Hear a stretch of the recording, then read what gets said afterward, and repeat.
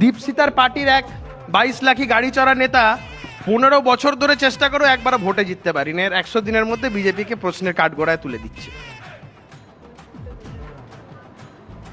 আমার মাথার চুলের ডিপার্টমেন্টটা কুণালদার কাছে আছে, ওটা নিয়ে মাথা কুণালদা ঘামায়, ওটা ছেড়ে দাও ওই বিষয়টা। তবে 100 দিনে একটা জিনিস খুব ভালো হয়েছে, গানটা আছে না রূপম ইসলামের, ওটা একটু মডিফাই করে বলি। আজ ঘাস ফুলে মিশে গেছে লাল, আজ রং চিনে নেওয়ার আকাল। কি সুন্দর মিল। এই মমতা